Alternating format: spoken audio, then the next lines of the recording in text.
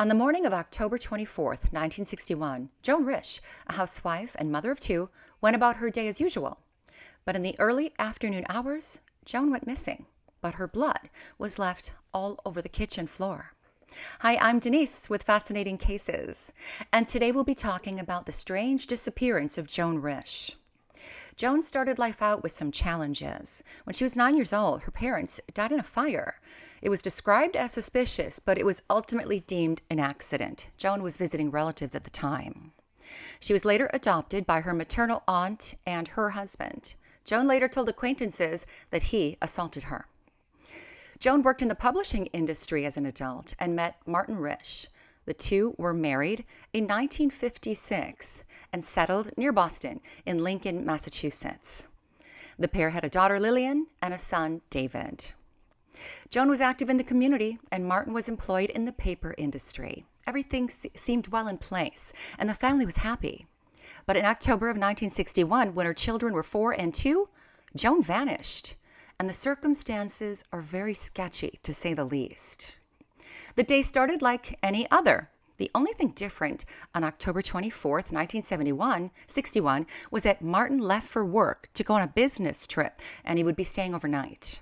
Joan took her son David to the neighbors, a woman named Barbara Barker, across the street, because she had to take Lillian to the dentist. After the appointment, Joan and Lillian did a quick shopping trip, and she returned home around 11 a.m. and collected David.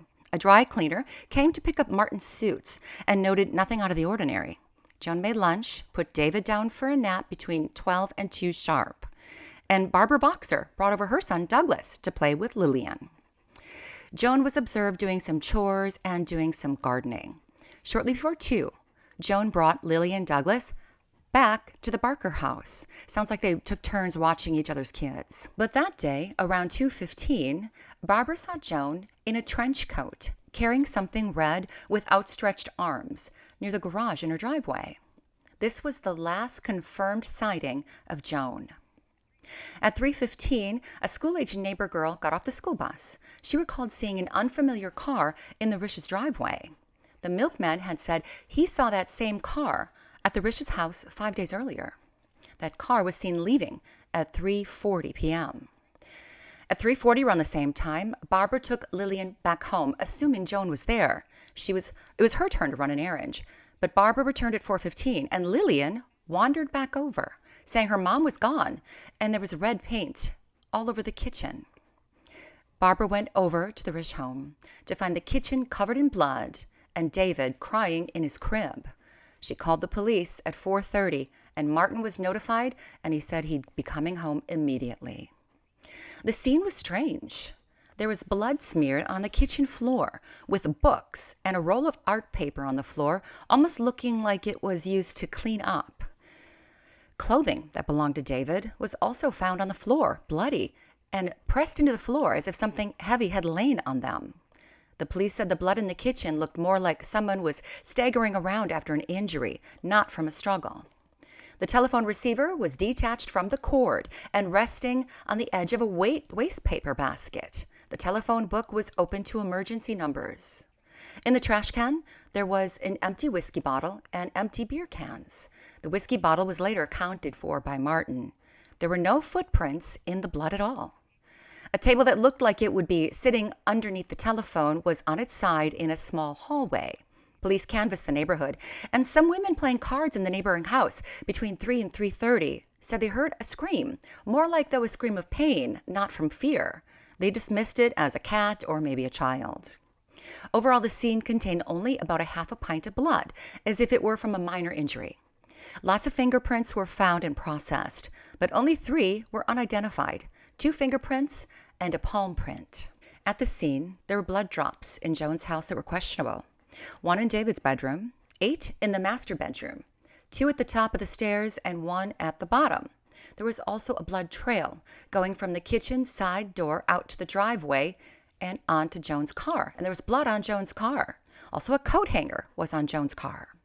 Police couldn't determine where the blood started. Was it outside? Was it upstairs? Or did it start in the kitchen? What happened to Joan? She was gone. Then people started coming forward with sightings of a woman walking along roadways. Someone said around 2:45 they saw a woman in a gray coat with a scarf walking aimlessly on Route 2A. That was close to Joan's house, only about 100 to 200 yards away. This woman was also seen clutching her abdomen. I should mention that the trench coat that Joan was seen wearing by Barbara Barker was hanging in the Risch closet, and Joan's gray coat was now missing. 15 minutes later, after the first sighting of a woman walking on the road, someone else came forward to say a similar woman was walking in a different direction with a different scarf. She was seen walking on Route 128, 6 miles away from the first sighting. She had blood on her legs, supposedly. But if it was Joan, she would have had to have been picked up by a car and driven to the spot to cover the 6 miles in 15 minutes. Then at 4:25, another person said they saw a woman with what looked like mud on her legs, walking on Route 128 in a different direction again. Who was this woman or women? This woman was seen while that strange car was still in the Risch driveway between 3:25 and 3:40. Police were busy investigating. They didn't believe it was a suicide because there was no body, and Martin was cleared as a suspect. Many people theorized it was a botched abortion that either Joan tried to do herself or a friend or doctor helped her with. Was that why that unfamiliar car was in Joan's driveway from 3:25 to 3:40? Was Joan kidnapped? Bloodhounds were brought in, and they followed Joan's scent, but lost it at the end of the driveway. Did Joan get into a car, or was she put into a car? Did Joan try and stage the crime and disappear on her own? She had taken books out from the library dealing with mysteries and disappearances. Did she cut herself to make it look like she struggled during a kidnapping? But why then did it also look like the blood was cleaned up? There were blood drops upstairs. Did she go up there to say goodbye to David or put him back in his crib? Remember, she said he got up sharply at 2 o'clock, so he would have been awake during this time. There was nothing taken from the house, and there were no other signs of a struggle. So where did Joan go? Here are my thoughts.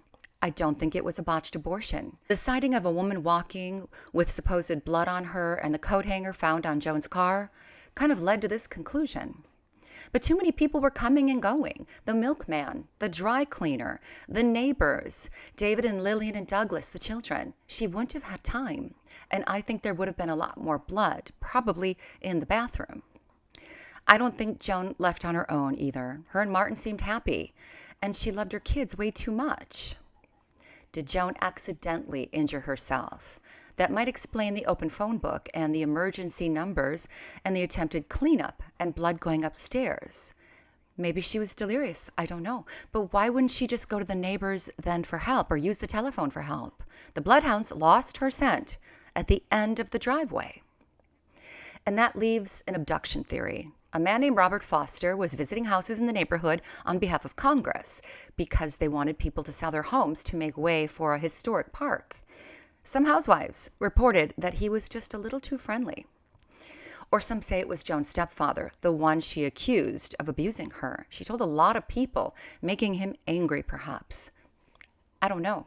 I listened to an interview with Stephen Aaron, who wrote the book A Kitchen Painted in Red, and he doesn't have that many answers either, but he really digs into the case.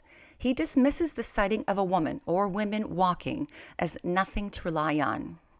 Did someone come over in that unfamiliar car and attack Joan? Was she forced to go with this person? Maybe she was able to go upstairs to either say goodbye to David, or maybe he was with her and she was forced to put him back in his crib. Blood drops were found upstairs. I think Joan was killed because I don't think she would willingly leave her kids. Martin raised Lillian and David in the same house for a while, and he never had Joan declared dead. He didn't even change his phone number in case Joan were to call. He never remarried and died at the age of 79 in 2009. This case has a lot of unanswered questions. Where did the empty beer bottles come from? Why was there blood in David's room? Why was there a coat hanger on Joan's car? If it was bloody, police would have noted that. What was Joan seen carrying that was red at her last confirmed sighting in her driveway? Why wasn't the woman or women walking on the roadway, why weren't they helped or identified? And why did this all happen when Martin was away overnight? What do you think happened to Joan Risch? Was it an accident, murder, abduction? I think it all has to do something with that unidentified car seen in her driveway. This case is fascinating, but it's fading. It happened 64 years ago. Joan's kids still probably wonder what happened to their mother so long ago. It would be nice if there were some answers before this case completely disappears. What do you think about this case? Let me know your feedback and I'll get back to you. Thanks for watching. Like and subscribe, and I'll be talking to you again very soon. Thanks.